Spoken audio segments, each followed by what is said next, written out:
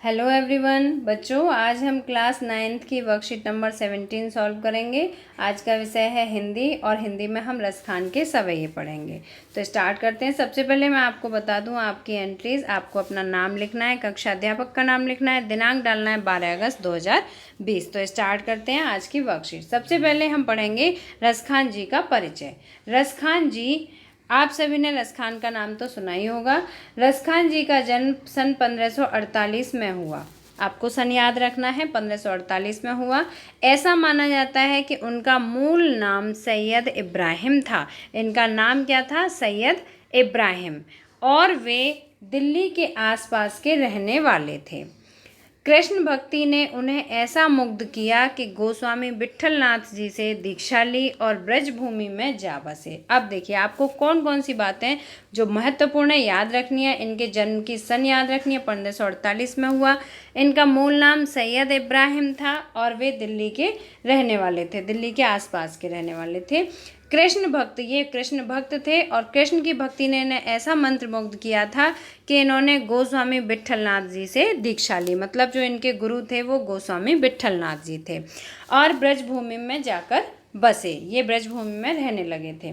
दीक्षा लेने के बाद सन 1628 के लगभग उनकी मृत्यु हुई। प्रस्तुत सवैये में रसखान जी ने कृष्ण और कृष्ण भूमि के प्रति अपना समर्पण भाव व्यक्त किया है। देखिए, अभी हम सवैया पढ़ेंगे। इस सवैये में जो रसखान जी हैं, इन्होंने अपनी कृष्ण के प्रति भक्ति को प्रदर्शित किया है। तो स्टार्ट करते हैं। मानुष हों तो वही रसखान। मतलब रसखान जी कहते हैं, ईश्वर से प्रार्थना करते हैं कि अगर मुझे अगले जन्म में मानुष मतलब मनुष्य का जीवन मिले तो बसों ब्रज गोकुल गांव के गवारन, तो मैं गोकुल गांव के ग्वाले के रूप में मेरा जन्म हो। ब्रज गोकुल मतलब गोकुल गांव के, और गवारन मीन्स जो ग्वाला है उस ग्वाले के रूप में मेरा जन्म हो। जो पशु हों तो कहा बस मेरो, और अगर मैं पशु बनूं, पशु मीन्स पशु कोई जानवर, यदि मैं कोई पशु बनूं तो चरो नित नंद की धैनु मजारन। ये ईश्वर से प्रार्थना कर रहे हैं कि अगर मैं कोई पशु बनूं तो मेरी आपसे प्रार्थना है कि मैं चरों नित मीन्स प्रतिदिन चरूं नंद की धैनु मजारन, नंद बाबा की गायों के बीच में, अर्थात गायों के साथ चरने का मुझे मौका मिले। और वो भी क्यों उन गायों के साथ चरने के लिए? इसलिए क्योंकि उन गायों को श्री कृष्ण चराया करते थे और रसखान जी श्री कृष्ण के परम भक्त थे। पाहन हो तो वही गिर को, पाहन मीन्स होता है पत्थर, और हे भगवान अगर आप मुझे पत्थर बनाते हैं तो वही गिर को मतलब उसी गोवर्धन पर्वत का पत्थर बनाना, जो कियो हरि छत्र पुरंदर धारण, जो कि हरि, हरि मीन्स कृष्ण भगवान ने, जो कि कृष्ण भगवान ने अपनी उंगली पर धारण किया था।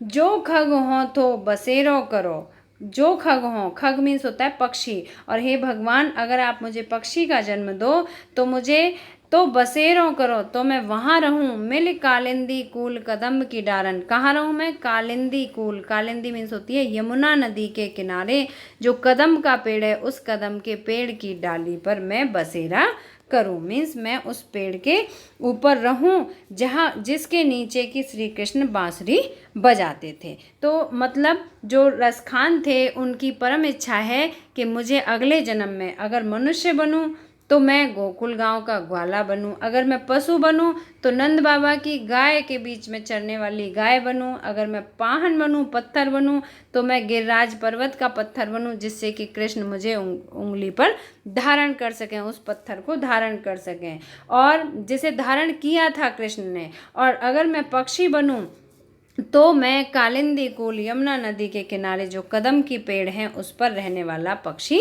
बनूं। तो इस तरह से रसखान की परम इच्छा है कि मैं कृष्ण की परम भक्ति में ही इस जन्म में रहूं और अगले जन्म में भी कृष्ण की परम भक्ति में ही रहूं। तो अब इस सवैये के आधार पर इसमें कुछ प्रश्न पूछे गए हैं। प्रश्न पढ़ते हैं, फिर इनके उत्तर भी समझेंगे।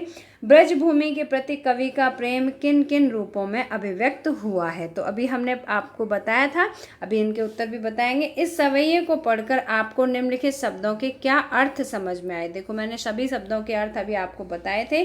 प्रस्तुत सवैये में रसखान जी ने ब्रजभूमि के प्रति अपना प्रेम अभिव्यक्त किया है। इसी प्रकार आप अपनी मातृभूमि के प्रति अपने विचारों को लिखिए।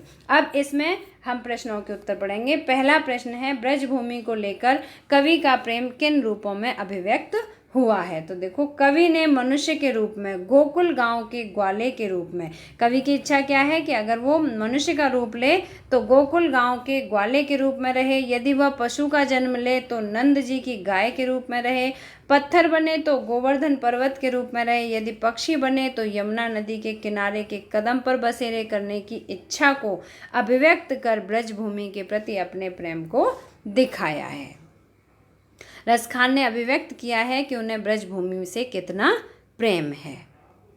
अब इसमें क्वेश्चन नंबर 2 है, सवैये में प्रयुक्त शब्दों के अर्थ लिखिए।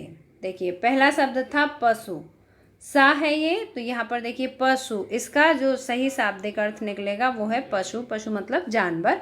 मानुस, मानुस मतलब मानव या मनुष्य। गवारिन, ग्वारिन मतलब ग्वाला, यहाँ पे ई की मात्रा नहीं है, ग्वारिन मतलब ग्वाला। धेनु, धेनु मीन्स गाय। खग मीन्स पक्षी। कालिंदी मीन्स यमुना नदी। कदम मीन्स कदम का वृक्ष। प्रश्न नंबर 3 है, अपनी मातृभूमि के लिए अपने विचार लिखिए। अपनी मातृभूमि के लिए, भारत हमारी मातृभूमि है, भारतवर्ष हमारी मातृभूमि है। यहाँ सभी धर्मों, जातियों और समुदायों के लोग मिलजुल कर रहते हैं। हमारी समृद्ध संस्कृति हमारे देश को विशेष बना देती है। हमारी समृद्ध संस्कृति कैसे है? क्योंकि हमारे देश में सभी जाति, धर्म और सभी समुदायों के लोग रहते हैं, तो सभी की संस्कृति आपस में मिलती है, आपस में सभी संस्कृतियों का आदान प्रदान करते हैं, तो हमारा देश एक विशेष देश बन जाता है। मुझे अपने देश व देशवासियों पर गर्व है। क्यों गर्व है? क्योंकि हमारा देश एक विशिष्ट श्रेणी का देश है। मेरी इच्छा है कि जब भी जीवन मिले भारतवर्ष में ही जीवन मिले। तो इस तरह से मेरे अपने विचार हैं कि मुझे जब भी जीवन मिले भारतवर्ष में ही जीवन मिले। तो आई होप बच्चों आपको ये वर्कशीट समझ में आ गई होगी। अगर आपको पसंद आया हो तो लाइक, शेयर और सब्सक्राइब जरूर करना। फिर मिलते हैं इसी तरह के नेक्स्ट एजुकेशनल वीडियो में। Till then bye bye, good luck to all of you.